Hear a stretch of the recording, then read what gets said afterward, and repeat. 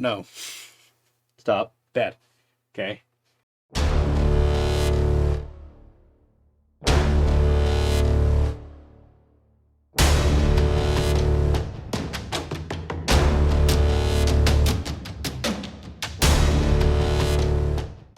What's up, everybody? My name is Quinn, and welcome to episode 6 of this karate podcast. Today we will be going over the Kata, Kanku Dai, a staple of most modern styles of karate, both old and new, I guess, as it were. As always, credit for these diagrams goes to Albrecht Pfluger, author of, 25 Shotokan Katas. You have an opportunity to support his work, I ask that you do. As always, these diagrams are enhanced and colorized for your viewing pleasure. That means in the book they're black and white. Okay. Without further ado, let's jump right in. The kata opens up with this sequence here. What do we have? This kind of a movement down into this kind of a movement, right? Imagine, if you will, someone's attacking you. Maybe it's a surprise. Someone's going towards you. What's the first thing you're going to do? Whoa! Something like that. And that's what we have here. We have an attack. Maybe it's a grab. Maybe it's an overhand strike. Something's coming towards us at a higher level. By high, I mean height-wise. And I'm going to bring my hands up instinctually here. Now, after I bring my hands up, I'm going to move towards them, or they've already moved towards me or on top of me, one of the two.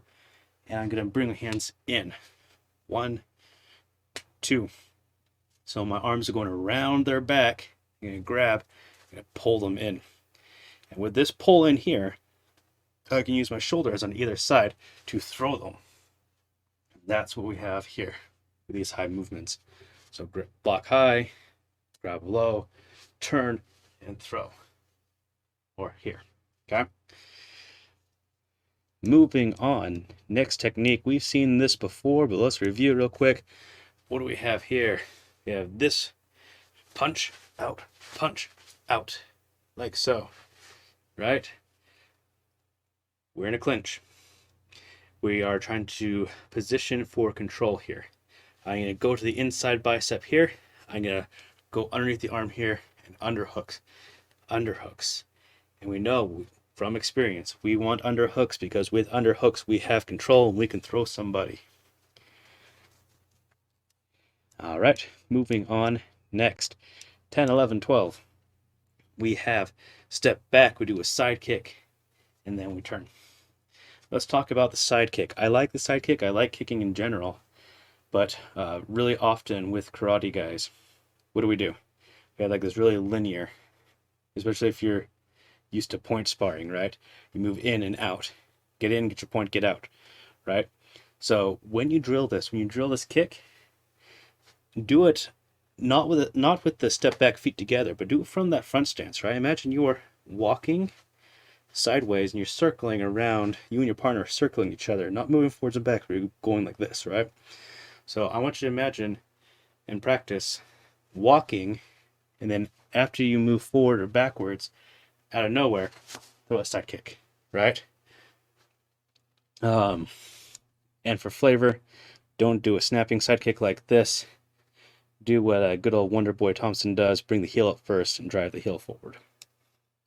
Okay. 12, 13, 14, 15. What do we got here?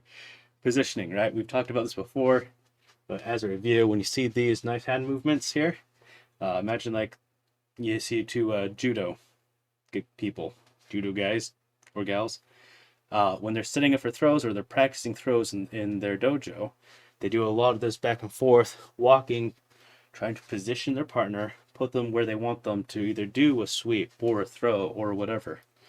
So this knife hand blocking here is not any different. Not a blocker here, bring it in. You're positioning on the biceps, on the lapel, on the elbows, moving back and forth. And that sets us up for what we're doing next.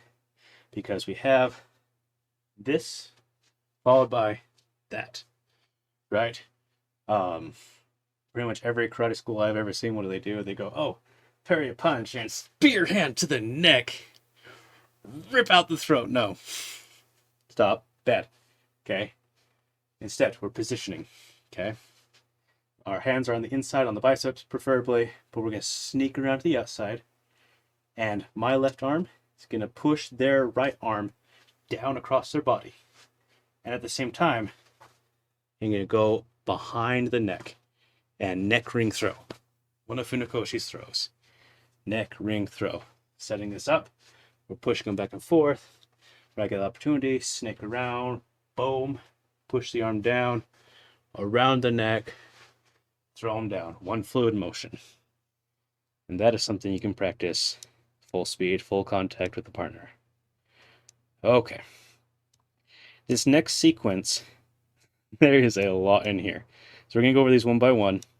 But keep in mind the ends of these will blend into the beginnings of others, so it can be a little confusing to remember. But this first movement from 15, after we do 15, moving into 16, what do we have?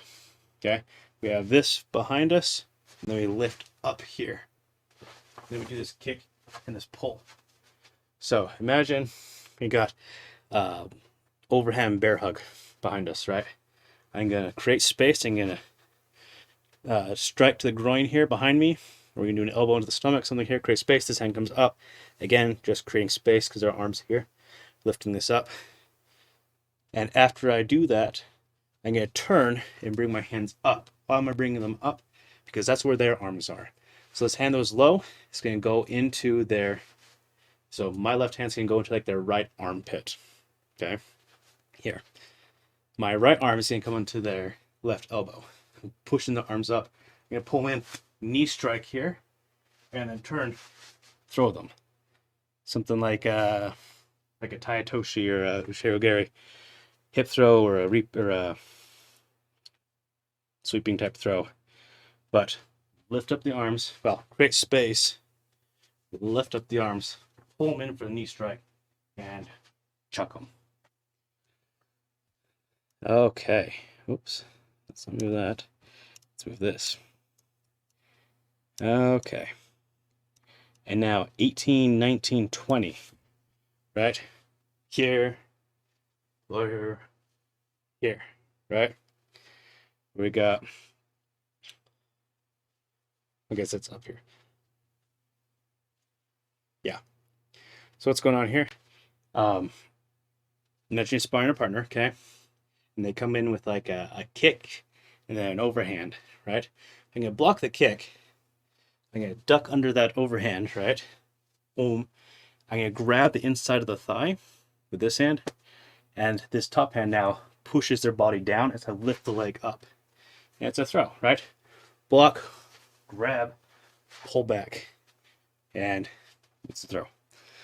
We talked about this in the last video. I had a couple pictures from the Bubishi here. I'll check those up here as well. It's a throw. Okay. Like I said, it's a lot. It's a throw. Well, yep. Karate is the guys at Karate Culture put it, the art of striking with grappling, or grappling with strikes. Yeah, that's what it was. Grappling with strikes. Okay, so same things repeated here. Let's jump up to 27, 28. Okay, 27, 28, 29, 30. We have the sidekick, then elbow strike. Technically, this is a difficult thing to do. Move my mic. Technically, this is a difficult thing to do because your kick is a long range attack, and your elbow is a short range attack. So what's going on here? You're sidekicking them, and you're covering a lot of distance to come with that elbow strike. And I feel like this can be a very powerful, like following through type of attack. But that transition from long range to short range is something that not a lot of fighters can do super well. Okay? So if you're going to do this, practice it. Practice it, practice it. The positioning, right? Set them up for the sidekick as we're moving around. Get the sidekick in there where they don't expect it. And because they don't expect it at that range, then you move in for another unexpected attack, which is that elbow, because you're covering so much distance. Moving in so close. Okay. 32, 33, 34, 35. You see this in a lot of the Heian katas. What do we got here? We got these knife hand blocks to the four corners. And whenever I see a knife hand blocks, always it's a positioning thing like we do with the judo guys. Judo has 10 points of off balance, right? Forward, backwards, four corners, up and down, right? Inside, side, forward, backward, side, four corners, up, down. Yeah. These to the side and the corners are the corners of that 10 points of off balance. So not only should you be practicing pushing and pulling your partner straight forwards, you should be trying to push them to the side and to the side, and pulling them back into the side and pulling them back to the side this direction, just so you can make all the controlling movements possible. Okay. 36, 37, 38, 39. So we're building on what we had before, right? We talked about this before, where we bring the arm up and or both arms up, but we're going to like the armpit and the elbow here, pulling up from the knee strike. Let's take that step further now, build on this as karate techniques do. After we do the knee strike, let's move towards them and do a reaping throw. So that knee that we just did, that big knee strike from here, I'm going to set that down. I'm going to wrap that around their front leg, and this comes over the top. I'm going to push them down with this. It's a throw, a reaping throw, specifically. I mean, yeah, you can back knuckle them in the face, but that's an individual technique. This is all together. Okay, reaping throw. I like that. Now let's move on to 39, 40, 41, 42. So in the kata, we come in here with this here. You got this outside block and these punches, and we turn and go down, right? Punches, positioning, right? You can pull them back once and punch them, or do pull to control their momentum. Move in with the hip throw, and if you've ever done throws, you know, and they never go as you expect them to, you can throw somebody. What happens if they hold on to you? Well, you're going down with them, okay? So you practice that with a partner, so you're prepared for it. When it does happen, grab onto them, load on the hip, chuck them over the top, and then follow through. That knee comes down, either between their legs or on their belly, or off to the side, but go down with them. Practice following with your partner. Get used to not being counter thrown, right? Because what do counter throwers do, right? You throw them, they hold on to you, they pull you down, and then they chuck you to the side and try to pin you where they strike you. So when you go down and you base out like that in 43, you're practicing not getting counter thrown, okay? Now, let's go stand up, 44, you turn around. This movement here, the low knife hand block, or the high knife hand block, stylistic here, but just more positioning of the body as we turn. Let's talk about 46 through 50, right? In the kata, we have like outside block, punch, punch, or just outside block, punch if it's the other side, right? This is where karate guys get their flack, right? Because you practice punching from chamber here, or block and then punch, and then you go to do that in sparring and you get punched in the face while you're trying to block. Drill this instead with a partner, okay? I'm facing the front, partner's over here on the side. Here comes a strike to my face, or even to my body, okay? I'm going to turn, cover here. Now notice here, this isn't out there, it's close to my body. Boom, here. Turn with this and cover, boom, and then you can counter here. Just boom, boom, or just boom, here. Either way, much more practical drill, something you can actually pull off when you're sparring. Practice your blocks that way, please, guys. Okay. Sidekick again. We talked about the sidekick, just practice positioning. Now, here's this segment. This is a segment I feel like lots of people misunderstand. It's in this kata. It's also in like Heian Yodan, where we have the the knife hand block, the spear hand turn. You got like there's an elbow or a hammer fist depending on your style. Moves into a back fist, elbow strike. This movement here, you also see in like Teki, or naihanchi. Let's go over the first half of this, okay? So we've talked about neck ring throw before. Where we're here, push the arm down, spear, neck ring throw, right? That's all that is. Boom, push the arm down, around. And then from here you can practice a turning elbow strike or a hammer fist. But let's talk about so neck ring throw. We did that early in the kata, so I'm not going to spend a whole bunch of time on that. But let's talk about this. We have boom, boom, boom, boom, boom, right? From here comes an attacker with the overhand punch, or even a straight punch, and we're just going to shortcut them to the inside, right? Boom here, or here. Basically, stopping their attack here. I'm going to take advantage of the situation by following up with an elbow strike to the head. After I elbow strike to the head, this hand that did the elbow is going to go back around the neck. And this other hand is going to come under the armpit. I'm going to pull the head down and toss them. We used to do this all the time in Aikido. When I took Hapkido, we did this as well in there. But it's like a wheel throw or circle throw or something like that. But blocking the inside, elbow striking to the head, behind the neck, pull their head down. And as you pull the head down, push the armpit up and throw them over there. So, there you go. There's the throw. Now, 60, 61, 62. All right, I got two things for this. One that's actually, a sparring drill. The other one we did in Hapkido and Aikido. And is a softer technique. It's fun to do, but really rather impractical. So, practical one first. Okay, I'm sparring with somebody here, right? Here comes a kick towards my body. I'm going to palm strike that down. After I palm strike that down, they're coming in with a swing towards my head. I'm going to duck underneath that, do my bob and weave. Boom, and grab onto the leg, and I'm going to lift that leg up. I'm going to turn with it. So you're block the kick, grab the kick, or just as they base out on that leg, after you push their leg down, that palm strike, grab the leg, lift the thigh up, and turn them. And you'll throw them. Now, the impractical one, for this next part here, 61, 62, 63.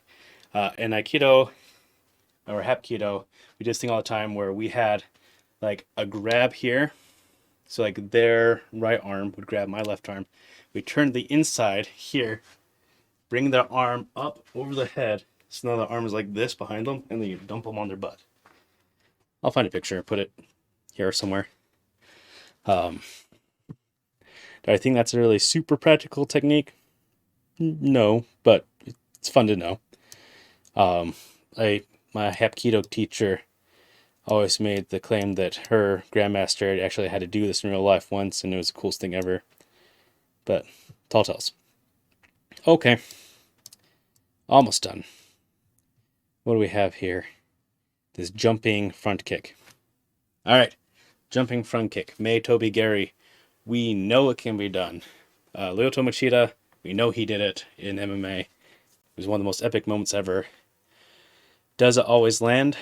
No, because it's really easy to see coming, right? If you're sparring some guy, right, and you bring your leg up, they know it's coming, right?